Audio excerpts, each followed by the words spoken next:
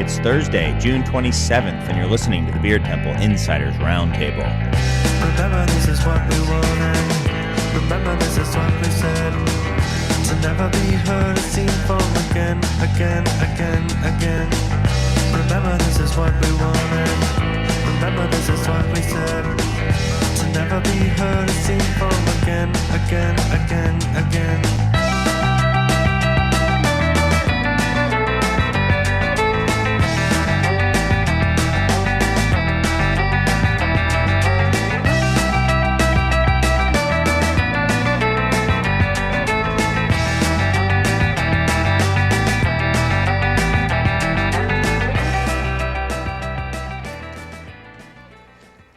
Hello, and welcome to the Beer Temple Insiders Roundtable. Sounds like this is NPR or something. We've got shuffling papers in the background. I have in my hands here a PowerPoint deck. The attaché. Yes. Welcome, everyone, to the Beer Temple Insiders Roundtable. I am your host, Chris Quinn, coming to you, as always, from Studio B here in the Co-Prosperity Sphere, which is also itself in the community of the future, a.k.a. what is that? Bridgeport? Yeah, that's where we are. Bridgeport. Bridgeport, Chicago. So, You've done this show before? Yeah, just a few times. But thanks, everyone, for listening. Actually, next week, we're not going to be in Studio B, believe it or not. Well, I guess no, next week we're going to be, it's 4th of July, we're not doing the show. But the week after that, we're also not going to be in Studio B. We're going to take the show on the road, believe it or not. Yeah, St. Louis. Cool. Yeah, doing a show at Second Shift. Or, yeah, they're helping co-host it, so that should be fun. Yeah, yeah. So that'll be a lot of fun. Mm-hmm. Nice. Yes, and then I think I'm coming back. And I think Mr. Ed Marr has a plan. Apparently, he's plotted out my next show after that for me. Huh. Something to do with something about beer festivals and something like that. So we'll see. All his plans come to fruition. As soon as I figure out what's going on, I will let you all know. So you'll know when I know, everybody. But like I was saying earlier, thanks for tuning in, everybody. It is kind of a thundery, rainy day, so we have a few guests who are still on their way, but stuff happens. That's okay. But one guest, well, I'm jumping ahead of myself. I can't introduce myself. My guests yet. I can introduce myself, but who are you? Yeah, I already said who I am. So hit back on the podcast a couple times. You'll know that I'm Chris Quinn. 15 seconds back twice. Mm-hmm. And but yeah, if you are listening on 105.5 FM, thank you. If you're listening on via podcast, thank you as well for doing that. And thanks for leaving the reviews. You know, we've got a couple of reviews that we have to get to. Last time you were on, Mike, I think we talked about it. Some people who are going to be winning some swag, some dust shirts that people are going to be winning. Winning is an interesting describe that. Getting, if they choose to tell me where they live so I can send it to them. Being saddled with. So you can Yeah. Have we gotten any handwritten letters that you know, that anyone here knows of? Asking me? I'm pretty asking. I've written Jamie. many letters. Yeah, but none have come here. Jamie is shaking his head. head. Emphatically, the no. international radio sign for "Don't talk to me anymore." Yeah. But thanks to everyone who has left reviews. Very much appreciated. And for those of you who are listening for the first time, basically this show is where I try to recreate some of what I like the most about being in the beer industry, which is kind of sitting around a table with people who are knowledgeable about the industry, whether it's from selling it or making the beer or writing about it or tasting it, reviewing it, doing all sorts of stuff like that, marketing it, getting all these people together and talking about beer-related topics and just having a good time. So that's what I try to recreate with this show, the Beer Temple Insiders Roundtable. And with that, I'll introduce the guests that I have for this week. But before I do that, I have to mention that their opinions are their own and not affiliated with any other entity that they may or may not be associated with or used to be associated with or anything like that. So with that, I will get to the guests now. I always go in order of seniority, that being how many times you've been on the show, not who was on first, because I think that would not be you, Mr. Schallau, but you've definitely been on the most. Was I not on episode 1? Oh, were you? I think I was on episode... With Jerald, then? Yeah. Oh, Yes. never mind. I was going to Okay. say this is a reunion for So that's a dual introduction there. Yeah, dual introduction. Okay. And we're in the next segment. And, okay, here we are. How are you, Mike? Great. Doing really well. Yeah? Yeah. How's the dust market? The dust market, honestly, bad.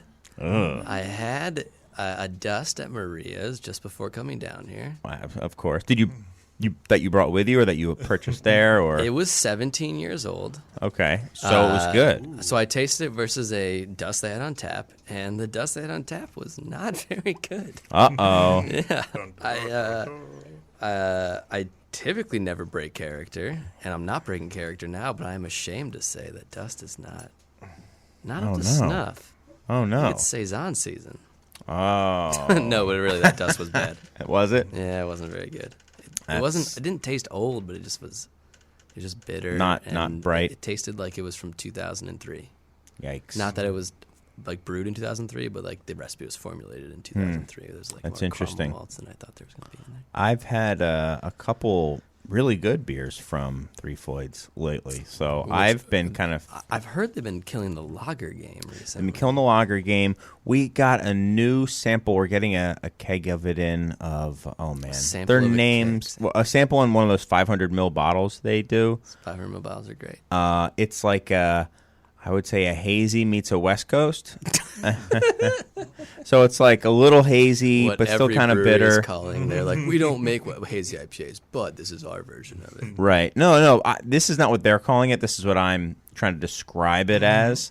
So it was still had that kind of juiciness to it. It was a little hazy. It didn't look like trub, at the bottom of your fermenter.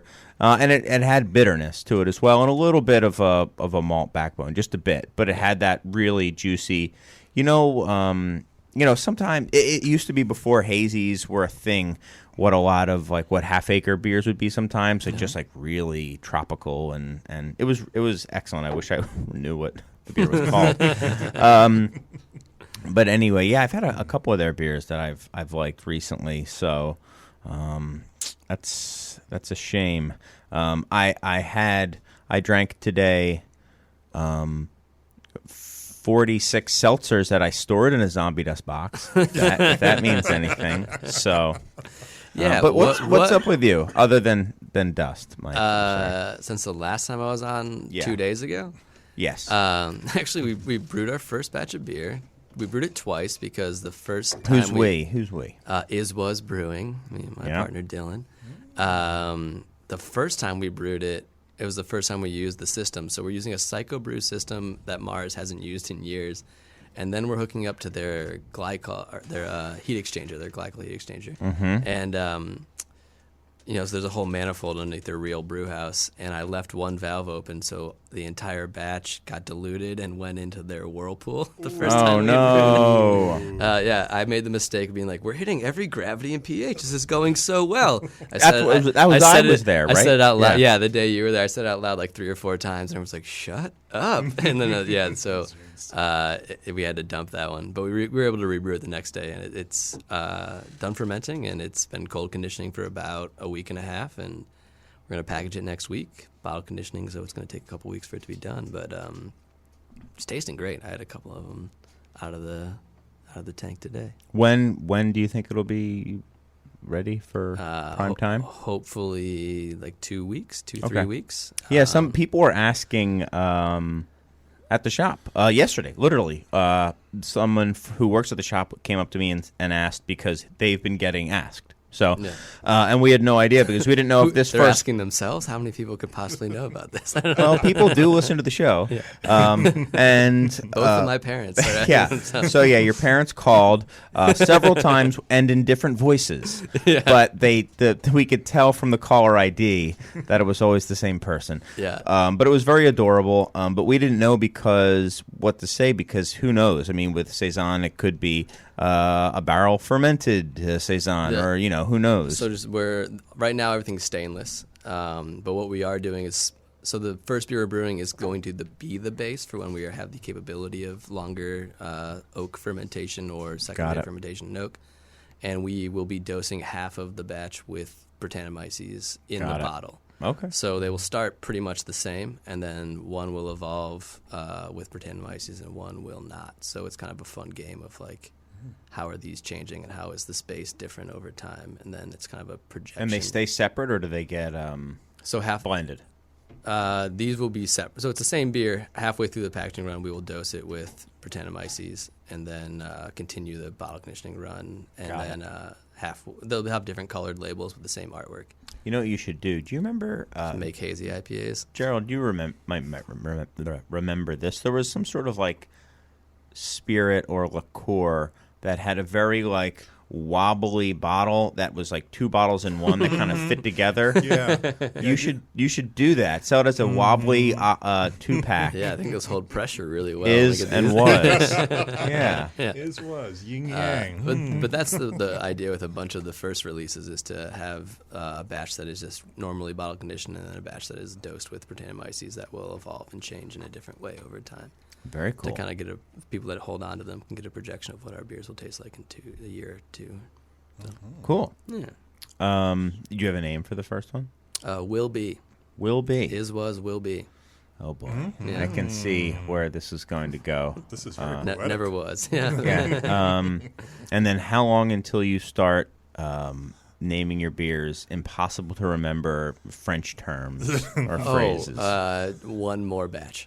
Okay, good. Bourgeois Daydreams is coming. That's a real one, actually. Really? Yeah. Well, thanks for coming on. Yeah, it's very booze exciting. Very exciting stuff. So thank you. I'm very excited about it. Yeah, So. and then I'm still waiting on that method dust. Tell my parents eventually. That's there. I have a recipe saved on my computer. Well, for hey man, you got to let me know about it. It's I wanna actually the be exact involved. same SRM as some other beer that we're going to get a cease and desist for immediately upon creating it. So. Yeah, that's fine. It's something from Jester King, I assume. It's Jester King. Yeah. Mm-hmm. Yeah, Sante Darius. That's who we're stealing. Yes. Well, thanks for coming on. And my next guest is Mr. Jerald O'Connor. Man, it's been a bit. It's been a year, I think. Oh my gosh. Yeah, it's been way too long. How are you? I'm really well. Doing really good. I thought, you know what? I want to see Chris. I want to see Thank Mike. you. I want to have a reunion. Yeah. And we got it. That's right. We did. Good. Show We reunion. made it. Nice. Yeah. What's new? So, And you know what? It's been a while. Why don't you reintroduce briefly to everyone who you are? Be glad to. So I run a company called the Beverage Testing Institute. We run a beer competition, which is the oldest beer competition in the U.S., called the World Beer Championships. So we do that. We also do wine and spirits. We also do a lot of consulting. Actually, that's what I've been doing mostly this year. I've been on the road doing like consumer Pepsi Challenge kind of taste tests around the country, all sorts of projects, and had very little time to do what I really like to do, which is like taste and write and stuff. So I actually hired someone to do that, the tasting part. Do you do? Oh, really? Yeah, Okay. Yeah. Well, we'll talk about that later. Yeah. Do you do the Pepsi challenges like in a mall, like they used to do the old Pepsi challenges? We're probably doing a couple more this year, and I want to go mall. I want to go old school on Yeah, this, right? Like- and I want to do the reveal. We grocery just do like the stores, reveal malls. at this first one was very conservative as far as spirits brand. It was actually Jim B. Black. It's out there. There's a press release for it. So. Yeah, great. It was fun. You know, we just did it in like testing centers, focus group centers around the country, basically. Brought in panels of whiskey drinkers and did our thing. That's cool. Nice. Yeah, learned how to do that. Well, thanks for coming on. Yeah, my pleasure. My next guest is Mr. Bryan Roth of Good Beer Hunting. Are you there, Bryan? I am here. Oh, you sound Hello. great. All I see is just a beautiful picture of your smiling face with a very deep V on. So for all I know, it's not just perpetually what I look like regardless. Well, it's true. I Let's mean, be honest. it could just be that you're that's just how you are, and you're a ventriloquist. It's just it says "be the V" on your computer. Yeah, yeah. Yes. What's new, man? How are you? I'm good. Probably one of the more exciting things that I've been up to lately. I went down to Georgia recently, visiting Athens and Atlanta for the first time ever, which was a lot of fun from a beer perspective. Lots of good stuff. It was actually the reason I was down there. There's a brewery in Athens called Southern Brewing Company, who's one of the co-founders' names might sound familiar. He's Bryan Roth. So Bryan and I are in the process of working out a Hefeweizen right now. We're making a beer together because why the hell not? Yeah, why not? And are you? Is it going to be your first? Have you ever done a collab before? I've gone as far as home brewing on my own, but I've never actually even been involved with any kind of major setup. So it was a lot of fun just going down there, hanging out with Bryan and meeting his staff, and we're waiting on some test dry hop runs. Okay. Not quite zombie dust levels, but to add a little something different to the Hefeweizen base beer. Here's what I recommend. Trust me, from working in the bottle shop and the tap room and stuff like that, if you hop it heavily with there's a hop called Double Dry. And if you put that in your beer, it sells. Anytime I sell a beer that's double dry hopped, it sells so it's the number one well. selling hop. So just, I don't know if he has a contract for it, but double dry is the one you something want. about DDH. Yeah, that's the one. That's the one. That's industry lingo, so you're on the inside. Yeah, he's an insider. I actually saw a DDH or a double dry hopped, as the kids are saying, Pilsner, that I was very disappointed in. It was double dry hop with Simcoe, Amarillo, and Motueka. So you didn't make a Pilsner. That's not really a Pilsner, no. Even dry hopping it once is barely a Pilsner. Yeah, triple hop brew. If they triple hop, yeah, now you go back around the horseshoe. It's basically the same. Yeah. Kids these days. Well, our third guest, Ms. Michelle Foik, had an issue with her bottling line or something today. I'll let her explain it. So she'll be hopefully texting in her answers about how much Chris loves Dogfish Head. Yes, exactly. Exactly. So we hope to see her soon. Hope everything is going well at Eris Brewing and Cider House. But yeah, we'll have her soon. But for now, I think it's time to talk about some beers that we've had lately that we've dug or drinks. I'm not even going to make it about beer. I'm going to open it up. You're going to see we're going to talk about more than just beer this episode. Oh, wow. So you're going to talk about... But you don't know what I'm going to talk I know about. what you're going to talk about. You have no idea. I guarantee you whatever you're Go thinking first, Chris. Are you going to is talk exactly about wrong. Seltzer? No. I'm opening up to anyone to talk about if they want to talk about a seltzer. Or Anyone that wants it? Seltzer for instead Truly? of table. No. Actually, a beer that I had that I really what's that beer? That beer right behind you. It's a German-inspired IPA. Song of Myself from Bell's. It's got like a Roman numeral for 1, I believe. Yes. It's a part of a series. Yes. Very Which I austere thought for a label. long time was Song of Myself, but I'm what you call cultured. You go deep. Yeah. Okay. So, You've yeah, heard- really, you've really read. cool. I think that some of the German hops are still some of the best and can be used heavily and still work really well. I like it. And I mean more of the noble in flavor German hops. Yes. So, Yeah. I thought it was, I thought it was really, really solid. Another one is we had some Oxbows on draft that are just so darn good. They They're are very so good. good They're at really making Saison. Yeah. I mean, we had some heavy hitters all on at once from different, well-known Saison brewers. and it just seemed to be the consensus favorite. So, good on them. And now they are making their Farmhouse Pale in 4-packs for $11.99. So, because the price point was always like a problem, a barrier to entry, I'll say, for some people. But that beer is fantastic. That beer, I think, is one of the best beers in the country. I absolutely love it. So it's amazing how there is such an embarrassment of riches in at least Chicago these days for craft beer. So those are two that I've been digging. Anyone else want to go next? I have a beer that hasn't been packaged yet that I'm drinking at Mars. Let me guess. It's called... I Will? Will be. No, actually, the one I'm talking about is a beer made by Mars. It's a rice lager they're making. Ah. It's been hopped with Saphir, which is I another one of those love like German that hops that like... hop.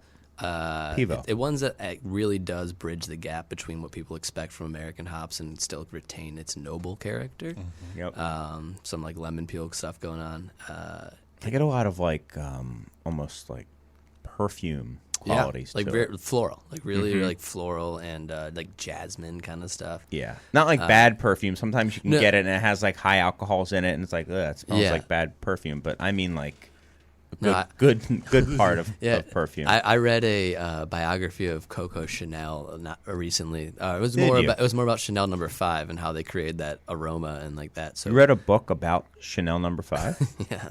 The books, you're like, Ashley Brandt gave it to me, Oh. and so I was like, all right, well, I should probably read this one because all the other books he gives me, I end up leaving my house. He gave me one about pigs once.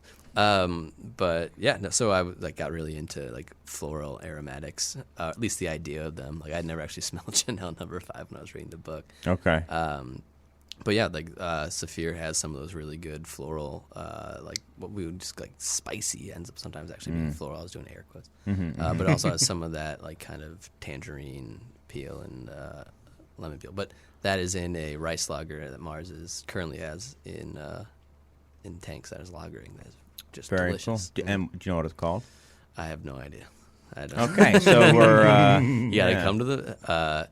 It will be at the Mars Tap Room. No calls to action. It will be a rice lager. It will be available at some point in the future. Okay. Yeah, All but right. also will be. It's a great. Yeah. Who's next? I'll go. Okay. So let me give you one beer and one spirit. How about that? Okay. Sounds good. So beer, we're going to go Rabbit, since we were talking about saisons. Yes. I sort of just discovered that, actually. I don't know. I haven't had that in a couple of years. Yeah. I haven't had it in a long time. I haven't had it. I never saw it before, and I was like, I'll take that. And I've just been growing on it. It's perfect for this weather. Yeah. The other one is, I think, just the whole category. We've been tasting rums at BTI. So Japanese rum, which most people aren't hip to, from Hokkaido. Like there's two. Tita, which is an aged one, which is like incredible, like tiki daiquiri kind of complex thing.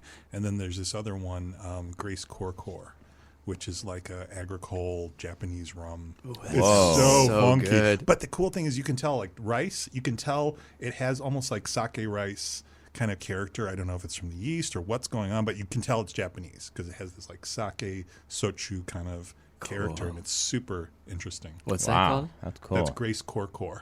Can you actually get that here? Is it Yeah. secret stuff? It's around. I'll hit you to where you can get it. Cool. Nice. It's on the site. It's on Tastings. If you want. Okay. Well, Check there out you the go. reviews. Tastings.com. Cool. Mr. Roth? One of the beers I actually picked up when I was in Athens was from Creature Comforts. I know Tropicalia gets lots of attention, but their reclaimed rye, it's an amber ale that they age on French oak, is delicious. And just that kind of just like real pleasant malt forward with a touch of vanilla flavor. It's just it probably doesn't get nearly as much attention as it probably should. Just as kind of one of those wonderful, easy drinking, crowd pleasing beers. But definitely one of the favorites that I picked up and brought back with me from Georgia. Cool. Very nice. Wow, this show is going right on schedule. So You said it. yeah. It's going way off the rails. Yeah, now it's off the rails. It's true. Right on schedule. Yeah, I think so. So what I have to mention, what producer Jamie is alluding to, is that I should tell you that you're listening to Underwriting time. Oh, it's underwriting time. Never mind. Okay. So what he's telling me is that for the next 60 or 90 seconds, you're going to hear about some of the other great shows that are available to you on Lumpin' Radio. And then we'll come back with more of the Beer Temple Insiders Roundtable.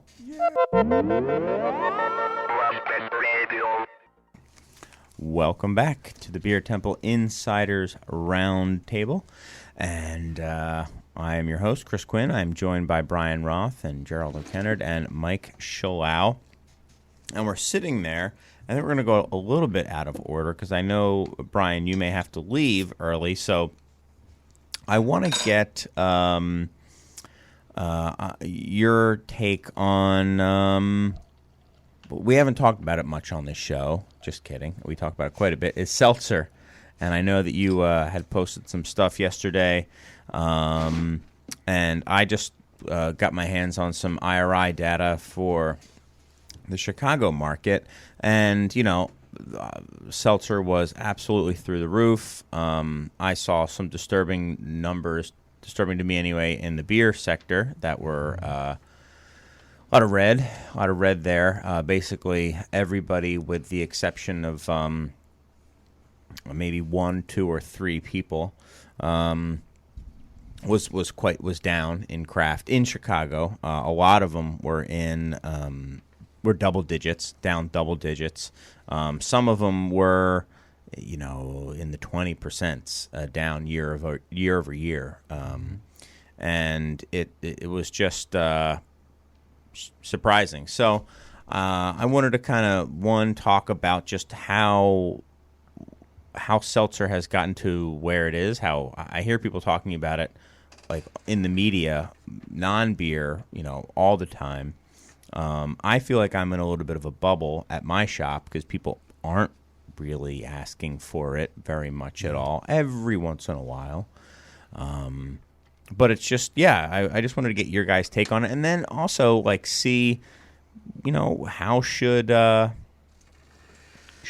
craft industry respond, if at all? I think there's probably multiple ways that people could respond. But if you don't mind, Bryan, I thought I would let you kind of kick things off with this. I know you published a whole bunch of, or reposted a whole bunch of information yesterday about Seltzer. So you're probably... It's on the top of your mind right now? It's always on the top of my mind, Chris. Oh, Seltzer. Okay, good. Top of my mind, bottom of my V. Just to put in perspective where the category as a whole sits right now. So it was almost a $500 million category in IRI sales last year nationwide. And the way things were growing then and into 2019, the expectation is probably going to be about double, if not double that. So we're $10 billion with a B dollar category this year, and that's because there's a lot of new entrants into it.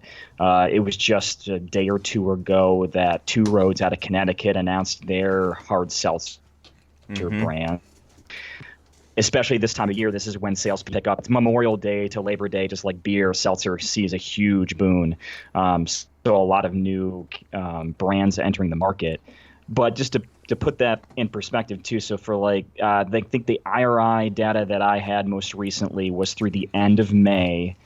The major brands, so this is Smirnoff, White Claw, Truly, etc., had accumulated about 80% of the total dollar sales from last year through the first 5 months of 2019, and that was before the selling season for Seltzer as well. So the couple of numbers that you were alluding to, Chris, that I had shared on Twitter, this was through 16th. Truly, which is Boston Beer's hard seltzer brand, had sold $106 million in IRI stores, which is $17 million more than Sam Adams.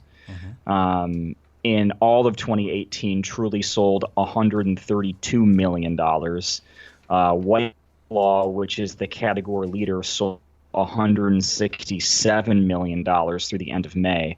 You can just keep on rattling off the kind of monumental dollar figures for these, but that's just one way to look at it from the perspective of this is anything more than kind of just a flash in the pan trend. Yeah, the numbers I was looking at had just White Claw alone as the fourth biggest supplier in the Chicago in one particular distributor's area of Chicago, and by supplier I mean brewer, but it kind of becomes hard when you say that because, for example, Anheuser-Busch is Elysian and Goose Island and Budweiser and Michelob and all that stuff, but so you had Miller, Bud, Constellation, which is Corona, Modelo, and Ballast Point, but and then after that it was White Claw. I mean that's big numbers so far, and then as a brand, the White Claw Variety Pack was the fifth largest brand with. In Chicago as well. So is number one. Anyone want to guess what the number one brand is that they don't already know in Chicago? Okay. Anyone want to hazard a guess? Number one. Revolution? No. Not just craft. All beer. All beer. Oh. Yeah. Oh. Modelo was one, which I mean didn't shock me, but I wouldn't have guessed it. And then Miller Lite, Bud Light, Corona, and then White Claw Hard Seltzer Variety Pack. Okay. Modelo's on that for the entire state of California right now as the number one beer brand in the state of California. Wow. Amazing. Awesome. Wow. Yeah. That's wild. I mean, and the crazy thing is their marketing push, at least in channels that I see, is nowhere near what Corona's is or Heineken or many other imports, let alone domestics. But the fact that it's, in at least, the largest state by population in the country, as well as at least, the fourth largest metropolitan area in the country, that it's the number one beer. It's amazing. It's amazing how it's done that and kind of stayed as under the radar as you possibly can and be that giant. I mean, that alone is a story. It's organic growth. Well, it means the radar's wrong. Right. Yeah. It's not The tuned radar right. is not pointed at the right direction. So. I mean, I know at CBC this year, I heard about as many people talking about Mexican lager breweries, as I heard, really of anything else. I heard a lot more talk about that from people who were doing beer rather than like seltzers and FMBs, which is flavored malt beverages. See inside job. But yeah, a couple people. Yeah, like there was a San Diego guy who I was talking to, a brewery owner who was just like could not keep up with demand, and he had one brand. It was a Mexican lager, and he was going to go with like a Negro Modelo was his next one he was going to do, which was kind of like a dark Mexican lager. And I was like, wow. And San Diego is a tough beer city. Yep. I mean, it's known as being, quote unquote, oversaturated and really tough. And here's this guy, and I asked him, I was like, why do you think you're doing so well? And he's like, this is what people are drinking. Nobody's making it. It's just doing really well for them. So I think you're right, Mike, that the radar is skewed, is wrong. Yeah. But that alone is shocking. We can come back to that. But another thing that was interesting was that White Claw as a brand is larger than every craft brewery in Chicago. Right. And I mean, has this come out of nowhere? What? That's not that surprising. No? No, because they're able to bigger than Rev? They're able to create a Or product Goose? within like a minute. Like they can make something and they can get it out. It's almost like a tech company of a beverage company. But there has to be a demand side to the equation. Yeah, Yeah, that's totally. kind of what I'm thinking too. Is that I think there's a lot of breweries that are probably on this list that are not at capacity. The numbers you're also looking at, just like I pointed out earlier, are for a 4-week period. Not all of them. Okay, I don't think they all are. Page of this deck are you looking at? You can look at that one. There you go. The only period thing I saw said 4 weeks. Yeah. So not to say this isn't a huge thing, and not to say these numbers are not like indicative of a trend, but any month-long period of anything can look incredibly skewed. No, I don't think those are a month-long trend. But I mean, you're right. It's not, the headings are not the best on them. So, I mean, maybe it's a month-long trend. Maybe it's year-to-date.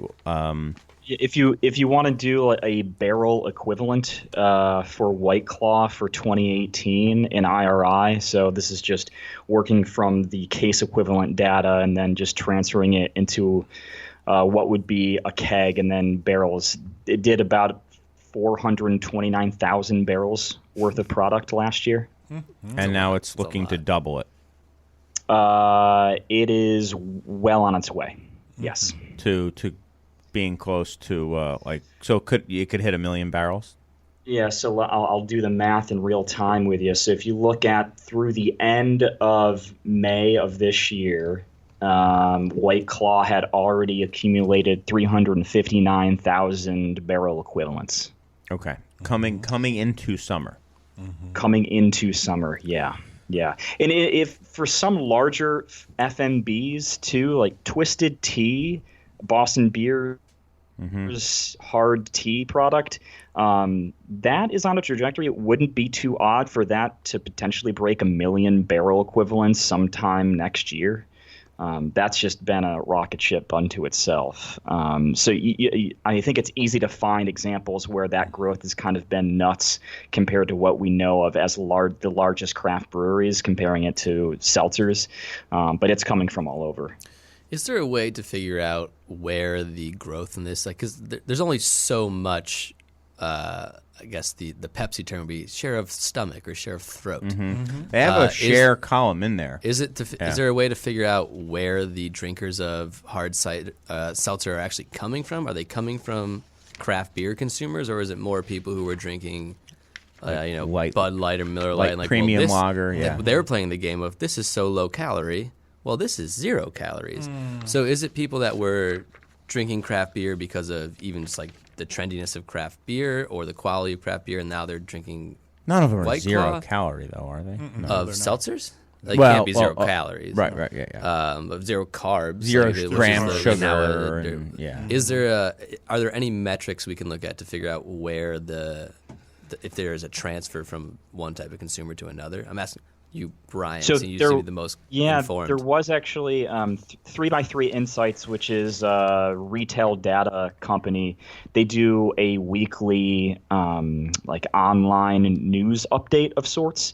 And so they just had this week, they had a brief about seltzer, and they said exactly what you're thinking of right there, that in retail surveys that they had pulled, they found that hard seltzer drinkers were trading off of the classic kind of lighter beers, Bud Light, Miller Lite, which makes sense for exactly what you're talking about. If people are looking at it from the perspective of calorie intake, Bud Light, Miller Lite, I think between the advertising and an assumption of, them being lower calorie, which they are, is true. Hard seltzer across the board for all the products, they are printing in big, bold words and letters, it is 100 calories and 2 80 calories. And yeah. Exactly. And they know that is where their consumer interest lies. And that is where a lot of the success has come from. And so do you think this is an extension of the fact that the largest growing macro brand over the last couple of years was Ultra, that was positioning itself at Michelob Ultra, positioning itself as like the, not saying it outright, but the healthy, the active person's beer. A lifestyle brand. Or the drinking. It was definitely a lifestyle brand that they were setting up. Do you think that is now in trouble? Because on the outline, this said, how should craft breweries respond to this? Right. And to be perfectly honest, I don't think that there is a response to this. Part of, for me, what craft beer is this kind of, Tom Sachs is an artist I'm very fond of, and one of his things is like, the one thing I can do as an artist that's different than what Apple can do to making a phone, or what Motorola can do when they're making a product, is I can put my fingerprint on it. Like when you get like a thing I made, it is going to have the fact that I made this. And I don't see anywhere for craft, which at the soul of what it is, when we talk about what we're doing, is made by people. It's crafted. Mm-hmm. So I don't see where that fits where the Seltzer thing fits for craft producers. Yeah, that's something that I've been, before I was familiar with really how explosive the growth was, or even had that many of them myself, which sadly now I've had many, many, many of them. I'm probably one of the more informed people in Chicago about them now, at least the flavors of them. And now you're never going to drink a beer again. Exactly. That's right. So that's kind of what I'm here to say, guys. He's evolved.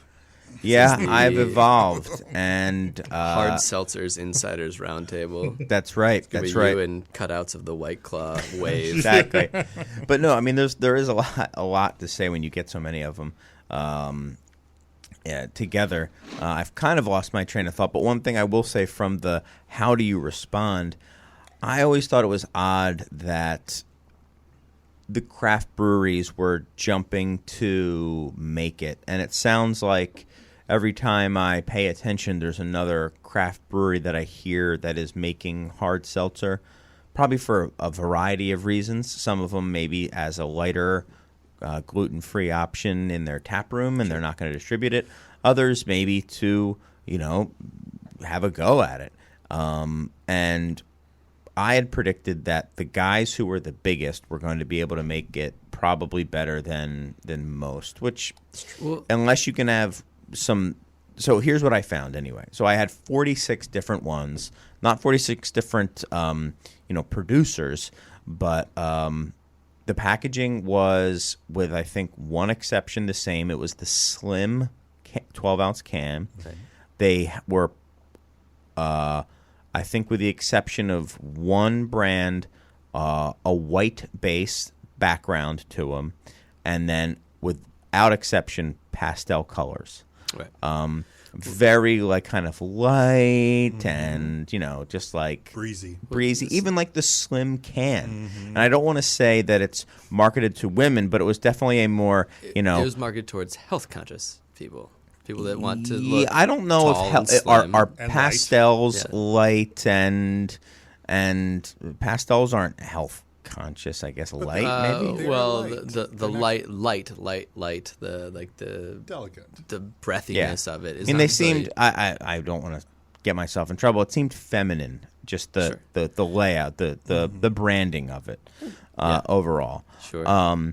And what did the demographics show? Who's drinking it? I think everyone's drinking the hard stuff. Okay. I think. Well, Bryan, do you know what the demographics are of who's drinking this stuff? So when I first wrote a longer piece about it last year, internal surveys from some of the larger companies showed that the sales skewed female. If I remember correctly, I think there was one company that showed at the time it was something about 70-30 female to male customers. Sure.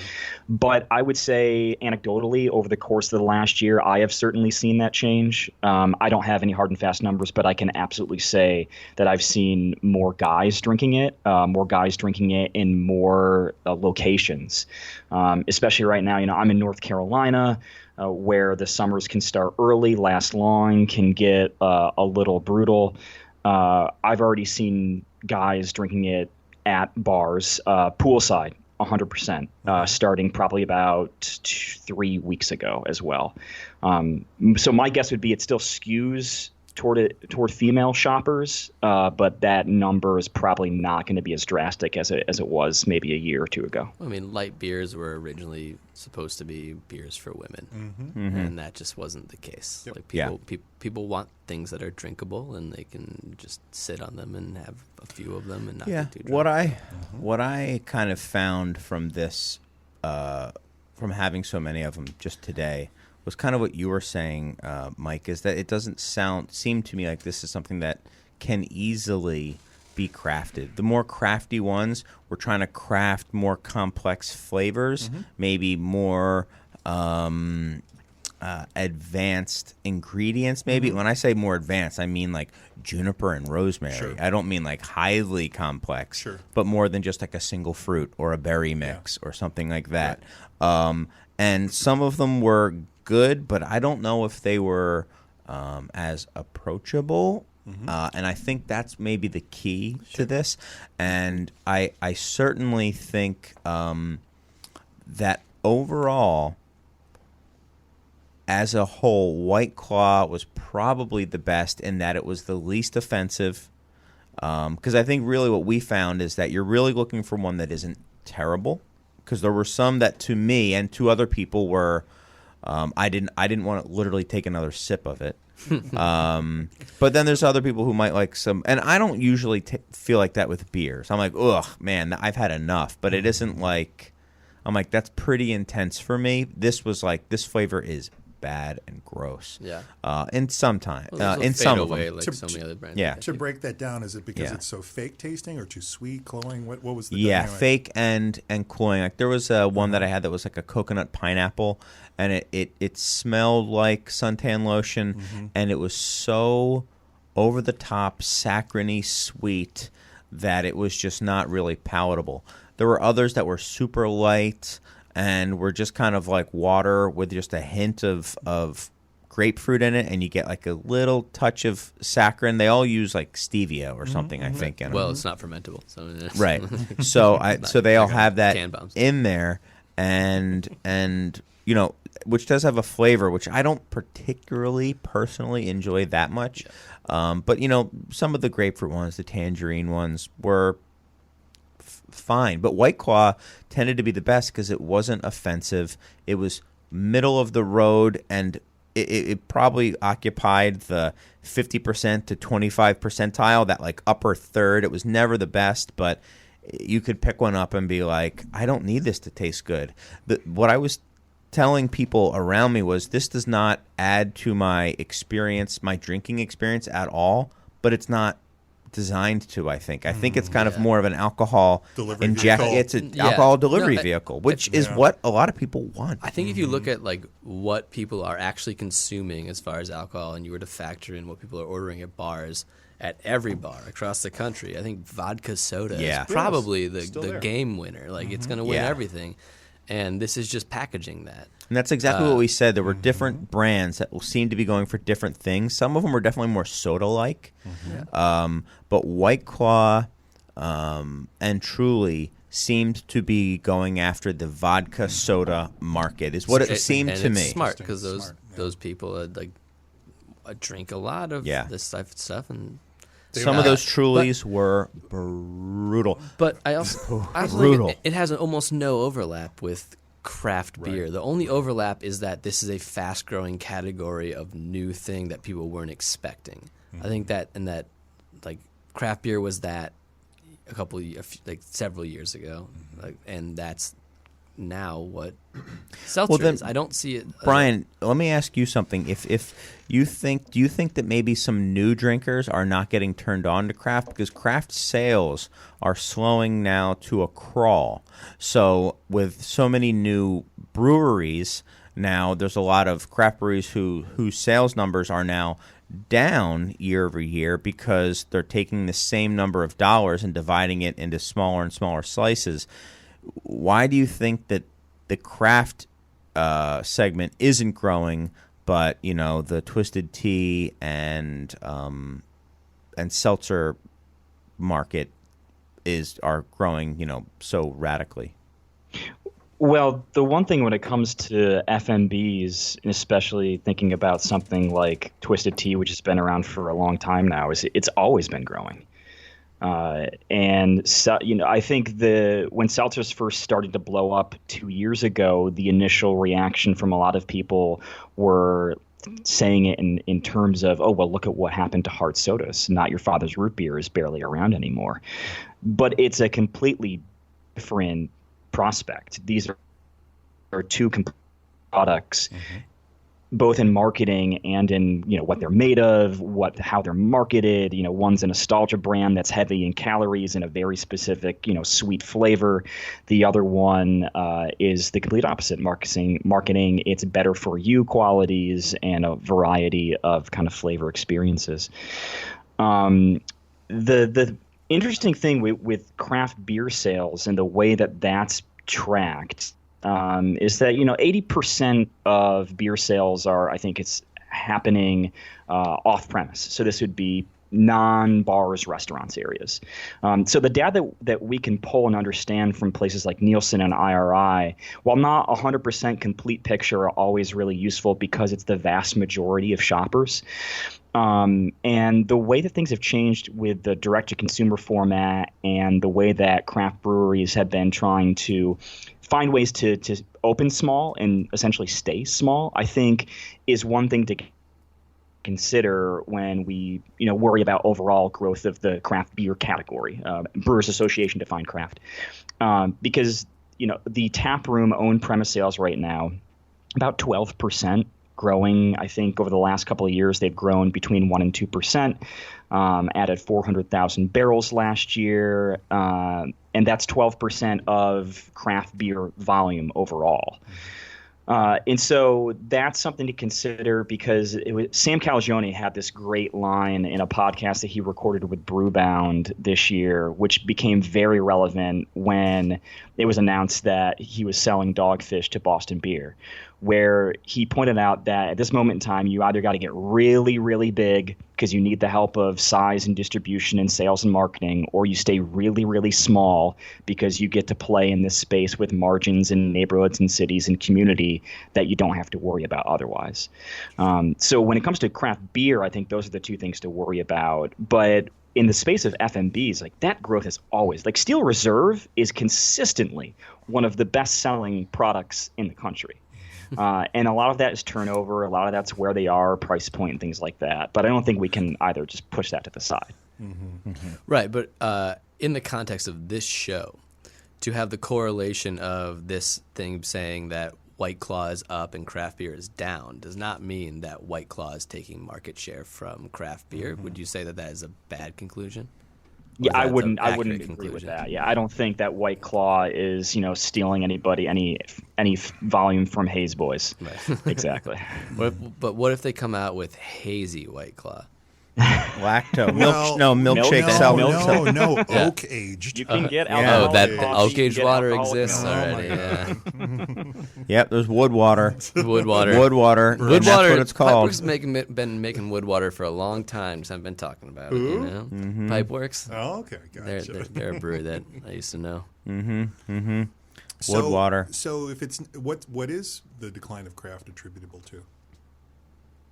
See, I would tend to think that it's the decline of the growth. Yes. I think is, I think there were a lot of casual fans, so I do think that people have moved on to other things. I think overall alcohol is down, but you can't use that as an excuse or as a reason when you've got other segments that are exploding and surpassing craft. Mm-hmm. The whole idea was to keep growing. Was to kind of have a wide tent, and have more offerings for all people. I don't know if really the market, if craft has really gone in that direction. It's gone very, very hazy. And then there's been a few players, relatively speaking, who've gone after like the 12-pack market and stuff like that. But I think part of it is also that growth at the top has to be massive, right? If you're going to grow by any significant percentage when you're making 500,000 barrels a year, you're going to add a lot of barrelage. And that's going to cost you a lot of money, and you're going to get yourself into certain situations where either you have to get very, very big or you just don't survive at all. So when you see things going away entirely, you lose hundreds of thousands of barrels in that category to Green Flash or Smutty Nose or whatever the other ones are. Yeah. That hurts the numbers in the category. Mm-hmm. So there are probably less producers like that at that level. Yeah, I mean, it takes a lot of tiny little tap rooms to replace the volume of a green flash. And there's undoubtedly a slowdown in the volume of that being produced.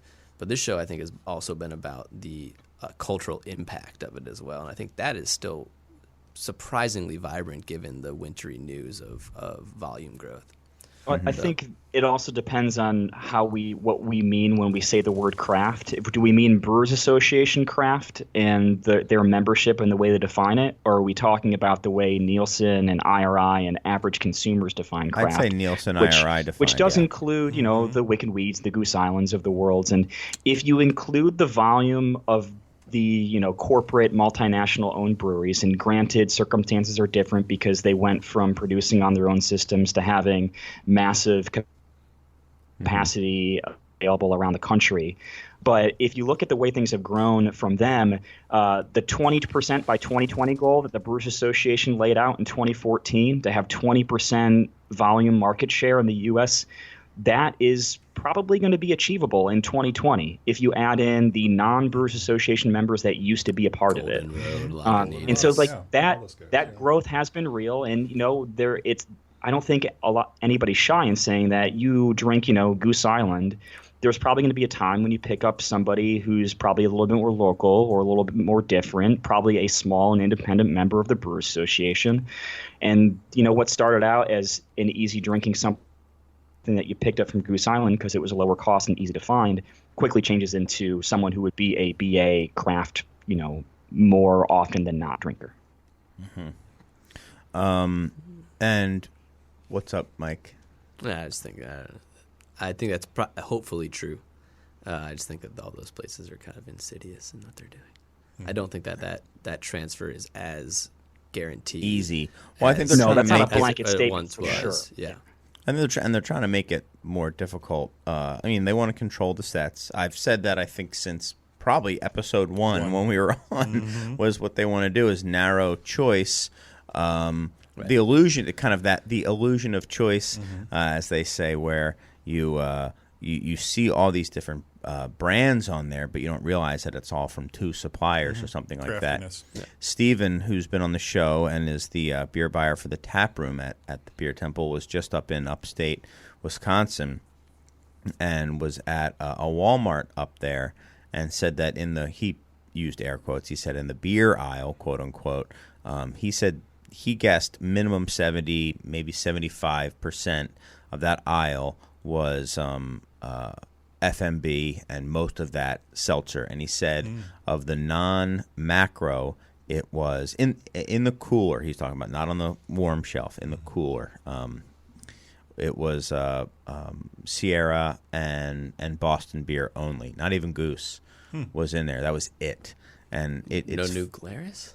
I was shocked. Wisconsin? New Glarus had to have been in there. Yeah, I mean, he might have been blind to it.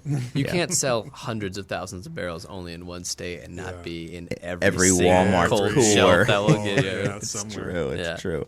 So let's say that they were there too. So, but to me, I got this vision, and I do have to mention that you're listening to WLPNLP Chicago 105.5 FM, Lumpin' Radio, on the dot, 9 o'clock. You got to be happy about that, producer Jamie. Okay. There was just a very, very smooth high five between Chris and Jamie. It was seamless. So, I can be a bit of a pessimist at times, but to me, do you guys remember, and it might be because my wife is obsessed with, like, catastrophes and stuff like that, but there used to be these terrible shows, I don't know if they're still on like Discovery, where it would be like, what if every human on the globe just vanished? What would happen to the world? Sure. And it was like how nature would take over and things would go back to very quickly. I was like, it's funny how quickly, craft can just kind of, once it's not in not the hot thing, it just kind of like, okay, well, here, you've got your two things on the cold cooler. And I mean, if you control that set, I mean, that's controlling the set. That is controlling the set. And it's going to control the sales as a result. And the narrative, too. Like, remember craft beer? Oh, yeah. What was that again? Yeah. Right. I mean, it controls that stuff. That was a cool time, man. Yeah, I had fun back then in the day. Yeah, and now weed's legal, and who cares? Exactly. Right? But, I mean, the thing about this IRI data, I mean, that also controls the narrative as well. So it is relevant, and people can say, like, oh, well, that's not the whole story. That's not capturing own premise. That's not capturing all the mom and pops, but it is capturing the narrative. And you do have, like producer Jamie was saying just today, or was it yesterday in the New York Times? Was it today, you said? Today. Yeah, today, talking about how red hot seltzer is and everything like that. I mean, that gets people to be like, oh, maybe I should try this seltzer. I'm going to tell you one thing. The reason we did all these seltzers was because we were at the bar one night, Steve and Max and I, and saying, like, what has anyone ever had one? No. Like, everyone's talking about these things. We had never had one. Right. We had one can in the store. Like, let's open it right now. And we tasted it, and we're like, I don't get it. Yeah. So then we're like, okay, let's just tell every rep that we're considering bringing one in and to drop off one of everything. So we got it, and then Josh Noel heard we were doing it and then dropped off 20 more that we didn't already have. Really? And we're like, oh, boy. Okay, So we're like, okay, let's learn about this thing. Why did you call me? Right? I didn't really call Have you guys anyone. done I just, seltzers with the, it was like beverage one testing tweet industry? that You somebody have? saw. Yeah. Okay, cool.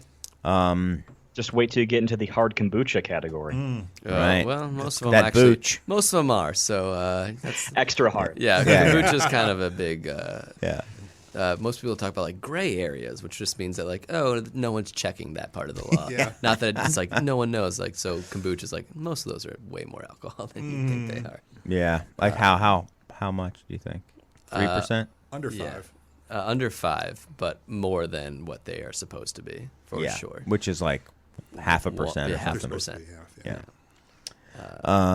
Well, anything else you guys want to say about seltzer before we get on out of here? Bryan, you're taking off. Is that right? Yes. Why But are I am you, so happy that we got to chat seltzer. You're working Yes. for Big Seltzer now, huh? That's why you're just going to talk. I should Bring be your so agenda lucky. on the Crunching show. numbers for him. Bring your agenda on the show. Dip out after Bryan we're gonna Seltzer talk, Orchestra After over we're going here. to talk about how Oh, no. anti-deep V big That was a craft good beer one. is now. So That was good. No, that was really good. That was good. what? Yeah. That's good. Pat yourself on the back for that Bryan one. Seltzer Orchestra. So good you said it twice. That's right. Well, you also asked, what did you say? I know what you said. All right. I so see myself out, but Brian, you guys are doing a great Brian's job. a show for Yeah, Big Seltzer. Thanks. We're And gonna- what's We're with headhunters. not being on video? I got to see these deep V's. You know, I'm missing out. Sat in a but seat to see the deep V today. I know, but he let us down, at least in one way. But I'll thanks, DM for, you. How about thanks, that? yeah, thanks for coming on, Bryan. Brian. Yeah, and we're gonna take a musical interlude now for a few minutes, as Jamie Trecker, I'm sure, is gonna pick not speed metal. And then after we don't listen to speed. Oh, wow, there you go. Well, then we'll come back after that and talk more seltzer on the Seltzer Temple Seltzer Hard table. kombucha, please. Yeah. Bye. Thank you, America. Think Sam, what a man, walking on everything he can. Caught in the pack, how shall we say? Rolling out. Quiet in the room, Ed. Don't you listen? Welcome back to the Beer Temple Insiders Roundtable. I am your host, Chris Quinn, and I am joined by, man, it's big now. Ed wants an IPA. He You guys have whispered any? loudly into the mic. You guys have any IPAs? Yeah. Thank you. And I'm joined by my guests, Mike Schallau, Jerald Kennard, and now Ms. Michelle Foik, and we've been crashed by Edmar. What is going on here? We've already talked about it. We've already talked Old about news, old news. Move on. it. But Okay. so, Bells. Michelle, since you're just coming for the first part, and this actually works perfectly. It's almost like two shows in one because Bryan Roth had to take off after the first half. Oh, wow. You'll never know. shill. Yeah. I don't know who he is. No, I'm just So Ed literally came to get beer and leave. He's a pragmatist. Left his phone. Okay. Great. I think he wanted to talk about seltzer, but it's he's way logged too late. Into Yeah. everything. It's logged So, into him watching he checked a video out when of there's no himself seltzer. singing karaoke. So Michelle, what's He's watching a video what's of new with himself you? singing Hold on, karaoke. guys. Let's talk. Sorry. No worries. Yeah. Just, owning Eris Brewing and Cider House, dealing with that right now has been amazing. It's so much fun to be in the beer, cider, and kitchen industry right now. Yes. And I had said that you had some issues with your packaging line, but that's not what you had said. I had to jump on the line, Yeah. but that's not what you I was meant. using back of the house words, which is back of the house, BOH, you know? So yes. basically the line in my world is the line cook, the station where all your good and delicious food comes from. So I smell like French fries. I'm so glad you guys can't see me either. Did you bring any fries with you? Darling, I wanted to get out of there so fast that no, I did not. She just brought the oil. I'm also joined by Edmar, who's Yes, modeling. I am joined by you. A great, yeah. And by Modeling a dust a and du- dust and dust and dust T-shirt designed by one of the best designers in the beer world, north of Elston, south of Addison, east of Western, and west of Damon, arguably one of the best. Wow. near California Avenue. I mean, I think I lived Christopher there. Quinn. Yes. As I wandered through the Mars taproom tonight, people were like, "Oh yeah, yeah." Yeah. Got some That's knowing glances from some Dust brothers out there. right. Yeah. We're going to be giving away some of those Dust shirts tonight. You're kidding me? Why? People do are I get going one? on to Do I get one?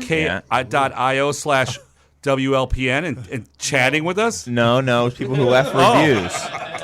It was How people is that working? Who left reviews for the? I said if you leave a review and if I like the review, I'll pick a few and I'll A send you review guys of what? shirts. The show, The the podcast. podcast. Yeah, I think So you if you come think, up in it. if you like, or your write friends it, so do. I could get another shirt if I write a good. You know, review. we're going to get to that in a little bit. We'll get all to it and you can talk about it. But yeah, if you leave a review, you Okay, can get great. another shirt. All right, great, thank you. Yeah. That doesn't break any laws, though, right? No, Not not at at all. Not at all. Leave Laws. It's not any a contest. review. We're is it? going. We don't need laws. So we already talked about seltzer. That's really all I want to talk about these days. So I guess we'll just end the show early. I guess no.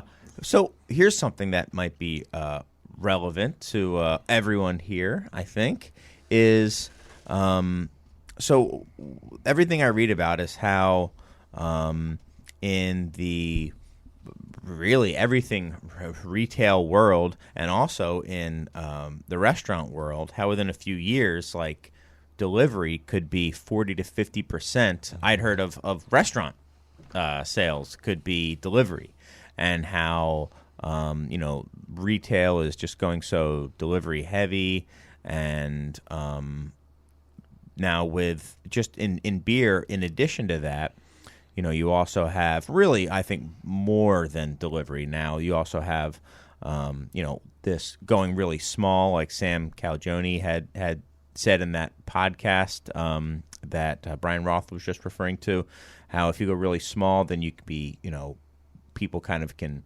go to you and you can sell your wares, your suds direct to them, and I was just, and now you also have like a lot of self-distribution as well as that. Like, do you think that alcohol, or let's say beer specifically, is going to have like a drastically different look to it from a retail perspective in the next 5 years or near future? I don't want to put a timeline to it, or is it just going to be same old, same old?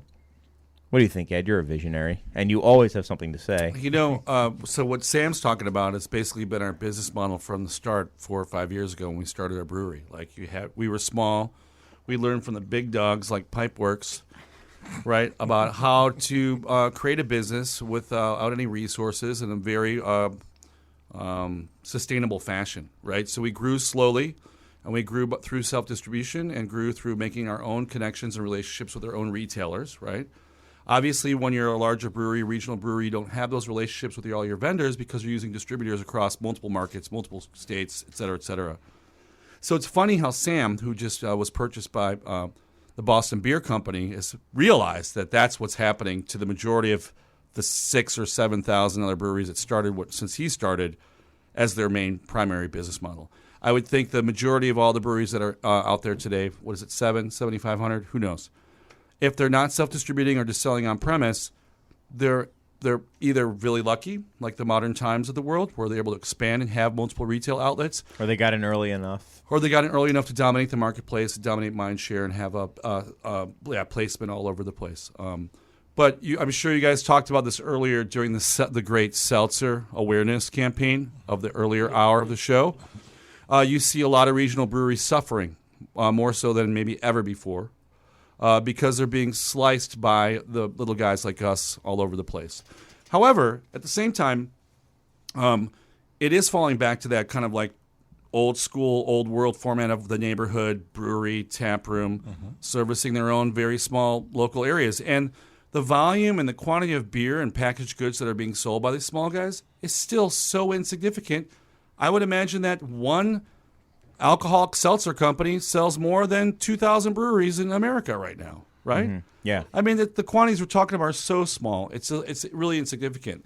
So the retail landscape will continue on this model. Like we, for example, are... What model? This model of if you can, self-distribute, stay small, sell your product on premise, have your own relationships where you're selling to your own accounts if you can, or partner up with really great small, like distributors who really work with you and don't have a lot of things in their book or don't treat you like a commodity. And you'll be able to grow or sustain your business. Like Mike, for example, you are now launching a brewery over in our spot, right? That's right. And you've been involved in one of the stars of Illinois, right? The Pipeworks Brewery for the past 7 years? 7 years, yeah. And so what is your model, Sunshine? What are you doing? Self-distribution. Obviously, we don't have our own tap room because we're brewing out of your space, but I think anyone who is starting as small as we are and not trying to self-distribute is insane. It's you have to be able to put the beer exactly where you need to put it. Yeah, why is it insane? You have to have like a really good feedback loop too about like where they're putting the beer and how well is it actually pulling through. We talk about pipe fill every once in a while on this show, and if you only Pipeworks? pipe fill, we do talk about Pipeworks. Is that a trademark Pipeworks term? Pipe fill? Yes, that's a. Well, we're not gonna. Yeah, maybe. We don't have to go there. I can't speak for them. But the idea, like, if you only have a couple hundred barrels a year, you have to know exactly where it's going and where it's actually pulling through and how the people are perceiving it. And if you don't have a direct-to-consumer thing like a tap room, then it's even more important that you know all of those things. You have a quick feedback loop. That's something that wasn't available to breweries in Illinois, at least until about 6 years ago. So, let me get your take on this, Michelle. Do you think that any distribution at all outside your own brick and mortar building is it a goal? Do you think it's something that you want or is necessary, or what's your feel? Wow. Starting with what we're doing right now is basically we do have some distribution. We're doing 7.75 gallons of our cider. We chose to go with cider because I feel the same way very much about the beer aspect of things. Even though we won a bronze for our Foik and Haze, which is our hazy IPA, it's sought out. People come, but people drink it at our tap room. Or actually, let me just rephrase that, at our brew pub, because that's technically what we are. Mm-hmm. You know, we have a liquor license, we have a restaurant, and so for us, the fact that we added a winery into our establishment area, that's what we were hoping that we were going to be able to do the self-distribution. But by the time we got up and running, and without really being involved too much with the ICBG and realizing how they're changing laws. ICBG. I'm sorry. Just Illinois Craft Brewers Guild. Yeah. So, that's what you meant. So with us not knowing like the different laws and amendments that were being passed, we had missed the fact that they passed a law stating that if we make two products, wine, I wouldn't say necessarily wine, but I know that if you make two different manufacturing products in the same location or the same brewery, they no longer are able to self-distribute. Mm-hmm. And that was one of our plans in the beginning. Which is utterly ridiculous. Yep. Hey, right? I totally agree, and I wish I would have known a little bit about it. What? That's my fault for not going to the meetings. But we're going to have to join the board. I kind of missed the deadline. The Borg? You're joining the Borg? The Borg. We're going to join the Illinois Craft Brewers Borg. Yes. And we should join that and make a stand to say this is utterly ridiculous. Mm-hmm. And that I agree with you 100%, only because it's like we fought really hard to get to where we were. And I fought really hard with our team to, talk to the Illinois Liquor Commissioner and things on that end that allowed us to have the two licenses that we have. And at this point in time, this might seem very egotistical, but I want to be able to keep the right to be able to make cider out of wine and the right to make beer out of the beer bond. And there are very many movements that go forward sometimes that say, oh, beer makers should make cider. And I'm not saying that I don't want you guys to be making cider, but I fought really hard for those god darn, laws and amended laws and changed things. Yeah. And for someone just to say nonchalantly, oh, yeah, brewers can make cider under 7%. No, federally, you need a wine bond, and that should be upheld somewhere. And I kind of feel like I'm the person talking about, everybody smoking weed and legalizing it in the state of California. And then if the federal government comes in and shuts it down, that's it. That's kind of the stance I'm taking. And I don't necessarily see eye to eye with that in a sense. But because we're one and not a million, I really want to fight for my rights. Yeah. Well, it's great. You have those rights to do that, and you fought for those rights. But I think the real issue here is that the guild has obviously got new members. The industry has grown so rapidly, and really the guild and the state of craft beering in Illinois is pretty immature. We're amateurs. We're like losers compared to what we should be doing in the state. We should be super organized. Every brewery should contribute to a fund. We should all be contributing and making sure that we let our legislators know how much value we place in. The guild. No, the guild isn't doing enough. Okay. And what do you want to see them do, the breweries themselves are not contributing enough and doing enough. And I include myself as one of those losers not doing enough to advocate for our interests and to demonstrate and amplify how important this industry is for the state of Illinois. So it's partly our fault. Your fault for not paying attention, my fault for not paying attention. The guild's done what they can, but we certainly have a lot further to go. I feel because it's completely insane how other guilds have been working in their states and how they're able to cooperate with their legislature and how ineffectual we've been. I gotta say, that's not true. The head mean? of the Illinois Craft Brewers Guild, the head of the Illinois Craft Brewers Guild, literally won the Defender of Craft Beer at CBC this year for her lobbying. I'm talking mostly about the brewers, the breweries ourselves, not contributing enough for our rights. But what you were saying is we all need to pay into a fund. We all need to get that's what the guild is. How much is the budget of the guild, Mike? Do you know what it is? I have no idea. It's garbage. What is it? I think it's around $40,000 a year versus every distributor. The budget of the guild is not I think it is more than that. For lobbying? During the times when the guild started and where we are now, there has been raised a lot more money was raised. Yeah. A lot more money. Yeah, and that was in between. Is it for operations? Is it for programming? Now, I can't tell you what. Or is it for lobbying efforts themselves? Because when you compare craft brewers' dollar amount compared to distributors, the Borg money, spirits, etc., we are way, way, way overwhelmed. First of all, let me just say in terms of, FOBAB alone has to generate more than $40,000. I'm not talking about. The guild obviously makes couple $100,000, $300,000, $400,000, whatever it is. It's operations and programming. That's a majority of the cost. So what do you want to see happen? What sort of stuff do you want to see? What legislation do you want to see pushed through? I just think that the problems you're having, the lack of communication, the lack of ability for all of us to get together and do this stuff, is a problem. It is, but once again, like you said, it is on us. And we're young. It's young. Young. Yeah, and it's on us. I should have been at those meetings. We should have taken care of more of those meetings to understand. Also on our end, I don't think the wine industry really realizes what can change here in the state of Illinois because we don't have a lot of wineries. Yeah. Our association did step in, actually, and did talk with... The wine association? The wine association actually did step in and talk about the idea that, no, breweries shouldn't be able to make cider at under 7% and sell it. So they did step in for that. So the kudos on that. But I don't know. I feel like there should be a little bit more of a revolution within the winery association because the winery association doesn't really understand how many more members they could have if people were more into cider. Yeah, cider is part of wine. Accept us. We are a growing category, and we could help fund it. We can help, and changing the laws is going to take a lot of time and money, but we're talking about 1937 laws again. Yeah, and the thing is, why can't you self-distribute your wine, cider, and beer? You're a small operation. You need to grow the business and understand how to grow with it. You can't rely on some consolidated distributor to help you sell your product.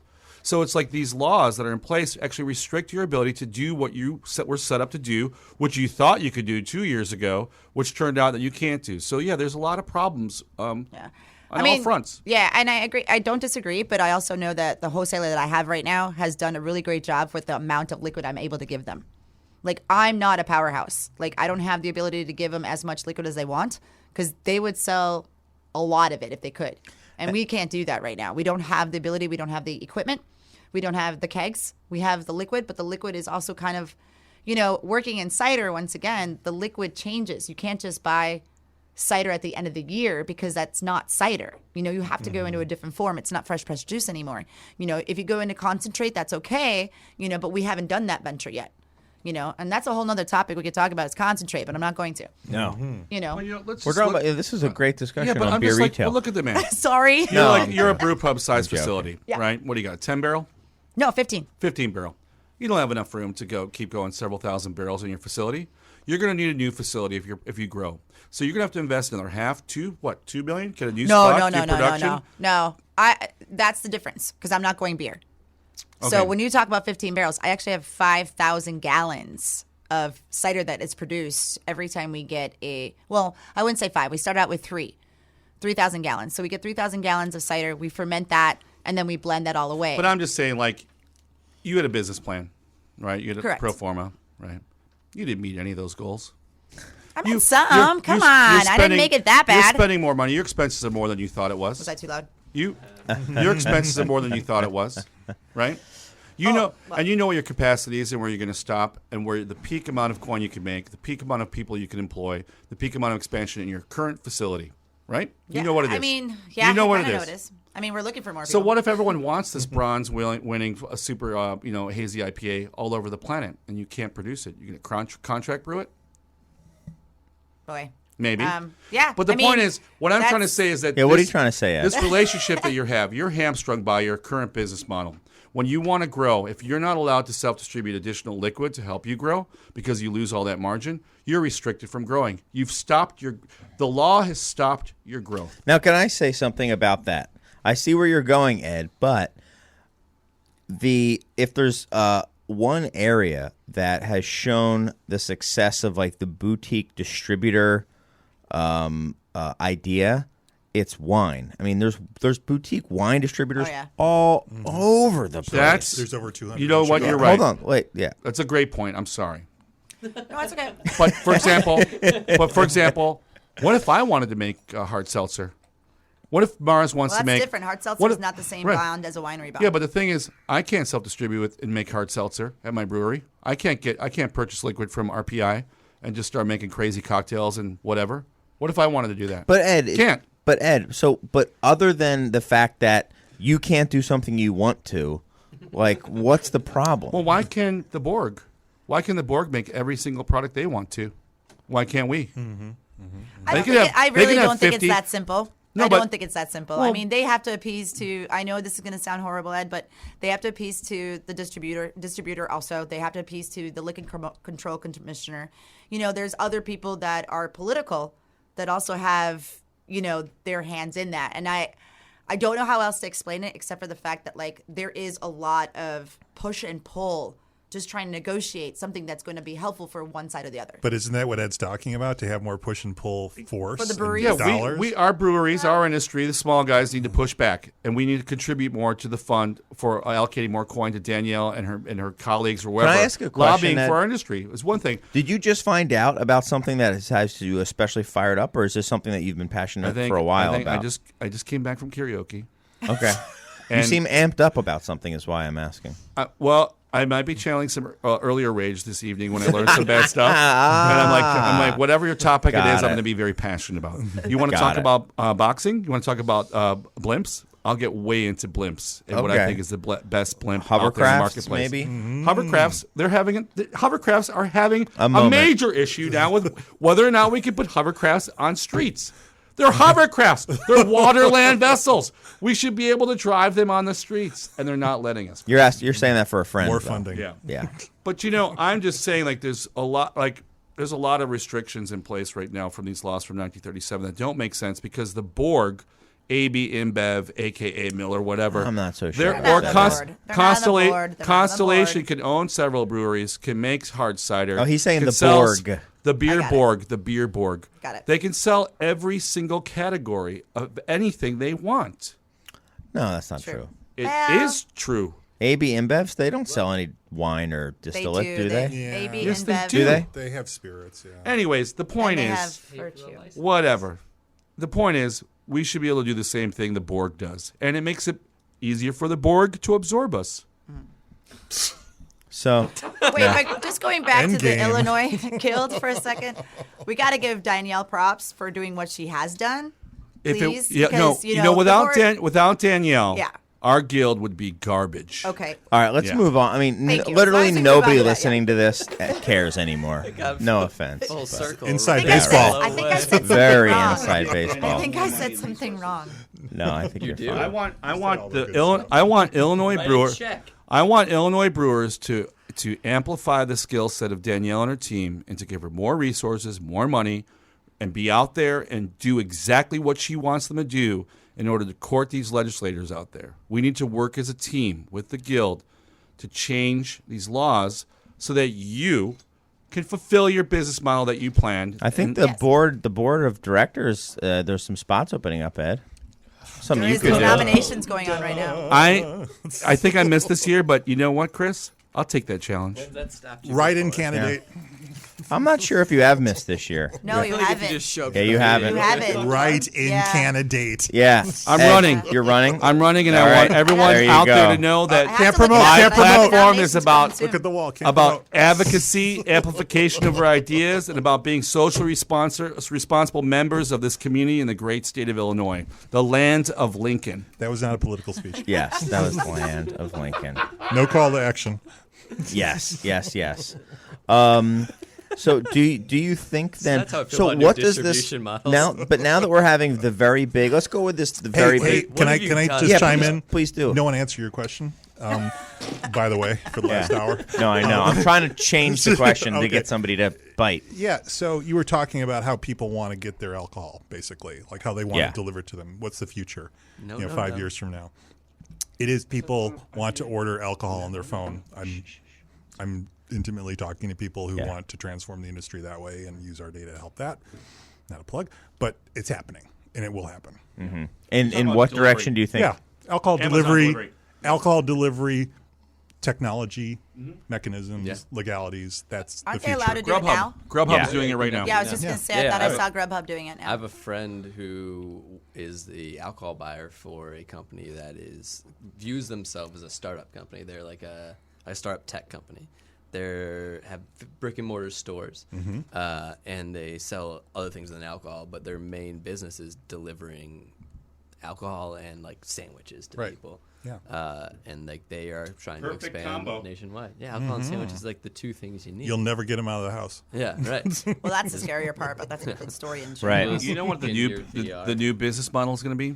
There's going to be a new .com startup out there who actually goes to people's homes, picks them up, puts them in a box, and deliver them to a place where they can hang out for cheap. But listen, so let's go down that road a little bit then. So We're if drunk. that is like where delivery is going, Well, that's what where they think it's going. I don't know how well it's actually going. I think that's going to be like a very small. It's like going to be like distributors, where it's like going to be like there's going to be one winner or two winners in a region or Amazon, who knows, whatever, depending on how they change the laws.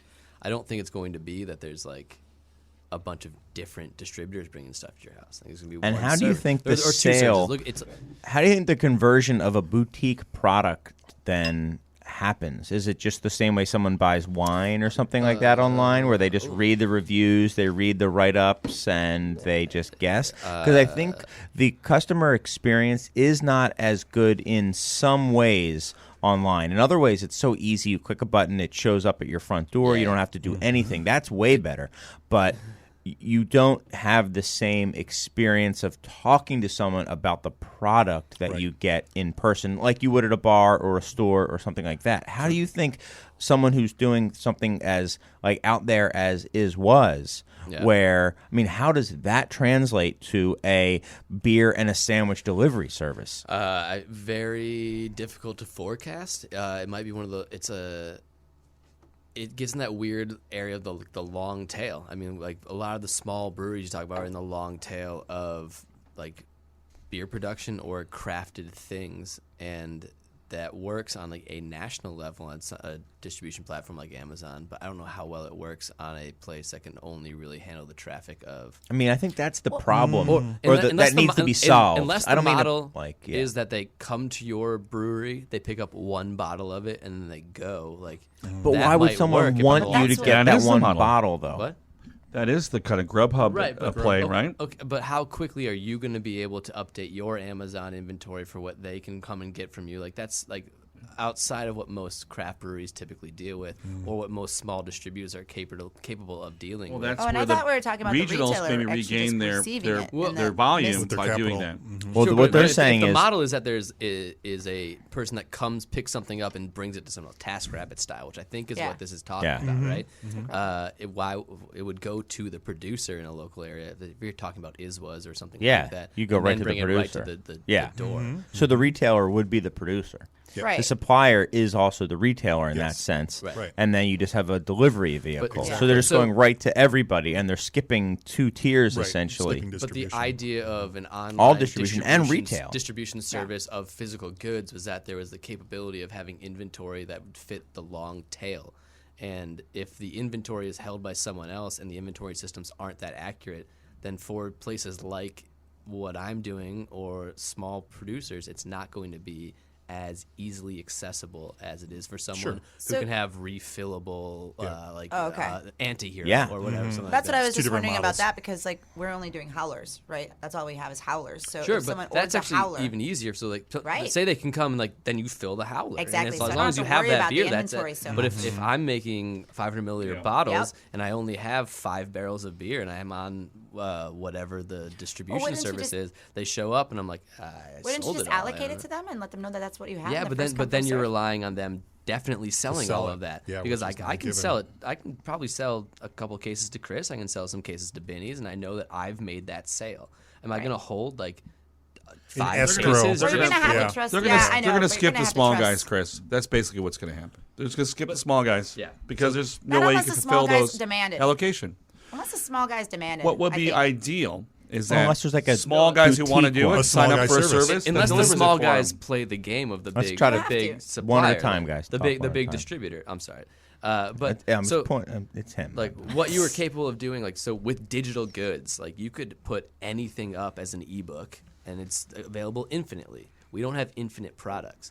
So where these companies that view themselves as internet and tech companies are going to not be able to use that ability to have infinite goods available to the consumer is that these are finite goods rather than infinite things or high. So can I, Ed? Can I suggest the ideal situation for you and I? Yeah.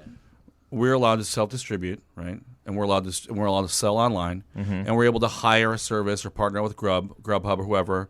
We just sell on our own or have their Grubhub delivery service pick up whatever we've decided our inventory is for online sales. And when we're done with that, it's removed. And we're marketing directly to our audience and go to our big cartel site or whatever digital shopping cart you want. We have X amount of units available. And if you want to buy it online, hit this button, and it sends the button to the Grubhub guy or whatever, the driver, and he picks it up for you, and you pay for that. I think that's great. That's great when that works. Yeah. I'm saying that it's going to be harder for smaller producers. What were you going to say, Michelle? Well, I'm just wondering, like, it's part of marketing, though, too, right? I mean, when you have inventory with them, and then someone like Amazon, only 2 left.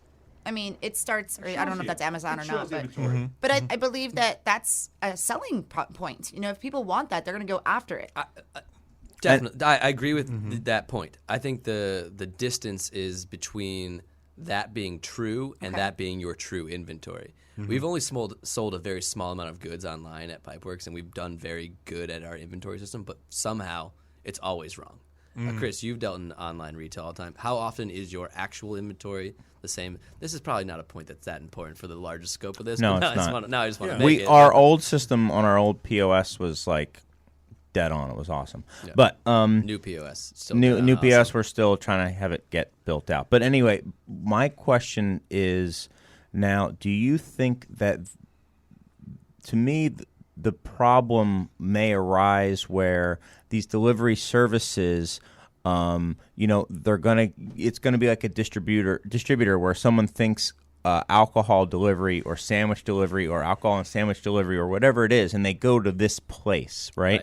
And then you have that power of they're picking the set then, where you can't have that wide variety of things, and if you look at something, is it going to be are we going to go back to the days where people used to go to the butcher for their meat?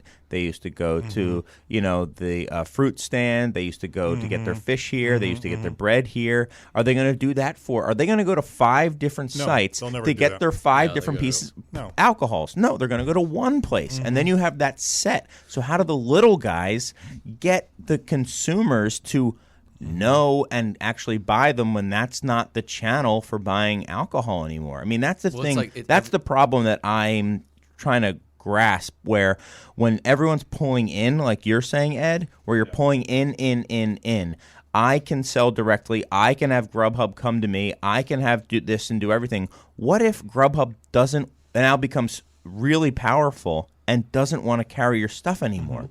What do you do? You just go to the brewery and buy it. But no or one's go to the beer temple. Well, so what he's saying Beer is temple doesn't that exist. doesn't In the Matrix? So We're all it living in also a pod? it's not going to be like that. There's one place you go for alcohol. Even it's going to be that there's one place you go for probably all that stuff. If this comes to fruition, that 50% of consumable home goods are sold on one website. So it's like selling beer at a grocery store. Yep. It's like, how do you there's a specific grocery store in Chicago, which is probably the largest volume grocery store that just doesn't deal with self-distributing breweries. When I was at Pipeworks, we would send them emails like, hey, like we got this and this, and like these are our numbers, like here's what we're gonna do, like we can sell this much here, we can service you, like it's all there's like it would just be like, no thank you would be the emails. Like it wasn't even like anything past that. It was like, we do not care. So you don't fit their model. And guys, actually, just to point out, I used to work in the corporate world with Fox Sports. When Facebook made everybody in the sports world pivot to video, if you didn't do that, you didn't exist because you weren't on their platform. Then Facebook pulled the rug out from everybody, and now none of those websites exist. So what could happen to us could happen to you guys.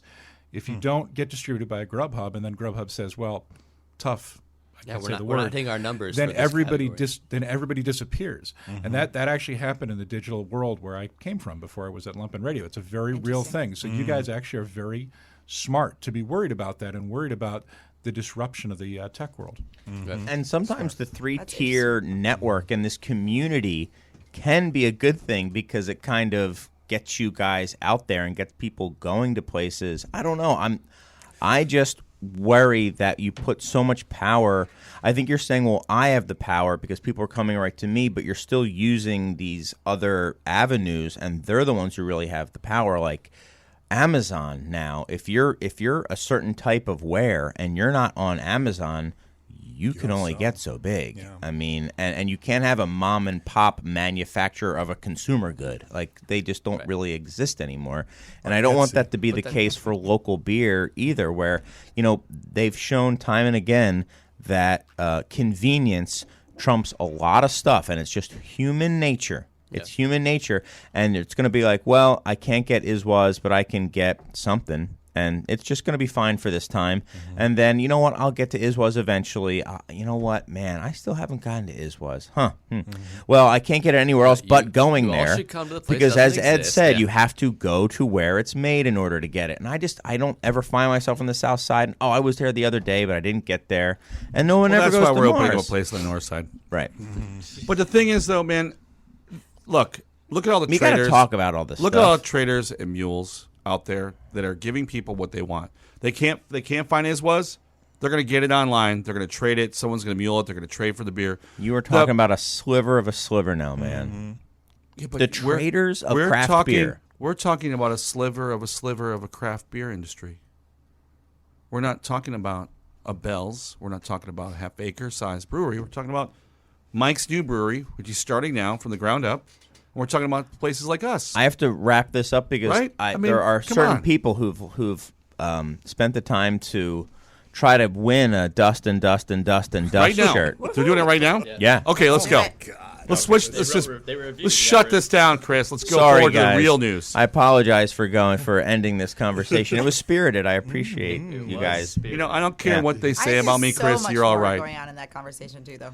Yeah. So Oh, much we didn't even get into. I know. Yeah. I know. Maybe if you were here Next for the time. first half of the show. Hey, I'm sorry, I have a restaurant to run too. Mm-hmm. Someone's got to be working and running the place at all times and can't Someone's make it got to to this, smell like French to fries. this 8 o'clock live radio show. Yeah. 8 o'clock peak. I need a French fry time. Hey, the sun goes down and people decide to come into the brewery and cider house. I mean, that's just what happened. And they want French fries. All They right. want French fries. Let's Everyone wants Oh my God. here's a few of the reviews that have kind of come forward that I've liked. So thanks everyone for heeding our call for a couple reviews, and I'll say the names, and you guys can reach out to us at insiders@craftbeertemple.com, and I'll get you a Dust shirt. But here's a few that I just that popped out to me. So Jackie Nash O. Nash Runner 40 wrote the title of their review was "In Dust We Trust." I don't even like this show. I only listen in search of more dust. Oh my God. T-shirt winner. Yep. Classic. Is that a bot? Yeah, right. That's a bot. That's the most. And then specific Connor666 wrote a very informative beer show, although it can be very Chicago-centric at times, not like tonight. It is still the most informative beer podcast I have listened to. They go into many details of the industry and its biggest happenings. Chris is a great host. That's why he likes it. And they always Two T-shirts. and they always have great guests, with a few exceptions. Hey, stop talking about me. I think our country needs a change at the top, and I vote for King Kona, and our motto should be, "In Dust We Trust." Wow. That is pretty 4 sweet. T-shirts. All right. And then I'll read one more. This is from BSF Rocks. He wrote, his review was 5 bottle caps. It's a hot summer day. The sun is, this one's a little long. I saved this one for last. The sun is beating down your face, and you're in line with your buddies in beautiful Munster, Indiana. You yearn for a certain type of hop-based refreshment with overwhelming amounts of grapefruit and lime notes. You crave a certain amount of bitterness and would do anything for it. You know, there's only one beer that's undisputed king of beer. The Beer Temple's Insiders Roundtable is like zombie dust, but for your ears. Chris Quinn and his venerable roundtable of beer insiders gather weekly to have a knowledgeable, informed discussion of the trends, in beer that have your local brewer saying, "What the hell?" Each episode is enjoyable from beginning to end, with an indulgent but enjoyable amount of inside jokes, banter, and occasionally incredibly heated debate. Quinn promises at the beginning of the show that his mission is to give the public a sample of the conversation she has in his bottle shop and tap room, and he does just that. Although heavily Chicago-focused, the trends in the city are relevant to nationwide trends, and Quinn has a rotating cast of nationwide experts to offer through a thorough look at the U.S. beer industry. Break out the dust and know that the Beer Temple Insiders Roundtable is in the Beer Hall of Fame of my heart. And that was written by Sequin Yeah. 69. That was a little bit of Brian. cheesiness. My dad. You know, this They were trying to win a T-shirt. This is an incredible That is contest, Chris. Yes. Yeah, so that's from BFS Rocks. Okay, I'm getting played off now. Yeah. And there was one more. A guy wrote at the end. He said he did say ISO, that he was ISO. So that's also for Stephen Morrissey. So Stephen Morrissey, BFS Rocks, Nash Runner 40, and Connor666. Any of you guys just send an email to me, electronic letter, aka insiders at craftbeertemple.com, and maybe even Dusty himself, who's in the room right now, will maybe give you a little is-was love. I'll sign your shirt in black the ink on the black shirt. Yeah. Yes. Oh, let me know your shirt size. That would be And helpful. we'll send you a That'd be very dust helpful. and shirt. Very, very, very limited run for those shirts. You don't have many of them. 70 shirts. an extra large. I mean, honestly, there might be some was only sizes one. where I'll just have to say, well, you want it bigger or smaller, because We there's can not many cut of them. for size. But I want to thank means my it's rare. guests, Bryan Roth, Michelle Foik, Jerald O'Kennard, Dusty Mike, and Mr. Edmar. Is there anything anyone would like to say in closing? We have just about 1 minute, 1.5 minutes before we go. Anything? Jerald, anything? Michelle? Have a great summer, everyone. Be safe out there. Have fun. Wear Cider your helmets. Respect each other. Yeah. Cider Wear rules. helmets. Wear helmets. Wear Oh, helmets. definitely Boosted wear boards helmets. on your bikes. Wear your helmets. Embrace the sense of possibility out there, people. Do what needs to be done. There you are. I'll leave you with this. I did see somebody on a motorized scooter without a helmet on 9094 last week. Yes, did actually see it. So This show isn't Chicago centric. yeah, right. Thanks, guys, so much. We will be taking next week off. It is 4th of July, but then we'll be back with our special St. Louis episode. And then after that, whenever Ed tells me the special show is about some fest. Special beer festival show extravaganza 5000. I'm literally learning about it as he says it. Okay. Thanks, guys. We'll see you soon. Bye. Remember this is what we wanted. Remember this is what we said. To never be heard or seen from again, again, again, again. Remember this is what we wanted. Remember this is what we said. To never be heard or seen from again, again, again, again. Remember this is what we wanted. Remember this is what we said. To never be heard or seen from